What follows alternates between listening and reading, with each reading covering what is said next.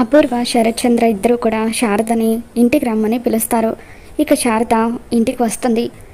ఏంటి, ఎందుకు రమ్మని పిలిచారు అని చెప్పి శారద అంటూ ఉంటుంది. విడాకుల విషయం గురించి మాట్లాడడానికని చెప్పి అపూర్వ అంటూ ఉంటుంది. విడాకులు ఇవ్వడానికి ఒప్పుకున్నాను కదా, మరి ఇంకేంటి అని చెప్పి శారద అంటూ ఉంటే, నువ్వు ఒప్పుకున్నావు సరే, మరి కేపీ ఒప్పుకోవాలి కదా, అందుకే కేపీని ఒప్పించడానికి నేను పిలిపించాను అని చెప్పి అపూర్వ అంటూ ఉంటుంది. మీరే ఏదో ఒక రకంగా ఆయనని ఒప్పించండి, లేదంటే మీరే చేత చెప్పించండి అని చెప్పి శారద అంటూ ఉంటుంది.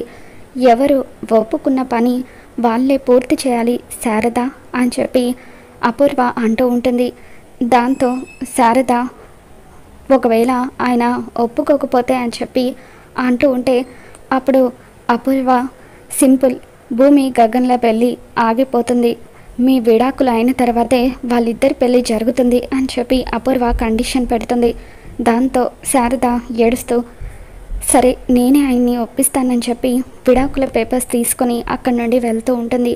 ఇక సరిగ్గా అప్పుడే భూమిని డ్రాప్ చేయడానికి గగన్ అక్కడికి వస్తాడు. కార్లో నుండి దిగిన గగన్ని చూడగానే అపూర్వ, శరత్చంద్ర ఇద్దరు కూడా షాకింగ్గా చూస్తూ ఉంటారు. మరి శారదకు పెట్టిన కండిషన్ గురించి గగన్కి తెలిసిపోతుందా, ఏం జరగబోతుందో మళ్ళీ మన ఛానల్లో తెలుసుకుందాం. ఈ వీడియో మీకు నచ్చినట్లయితే లైక్ చేయండి.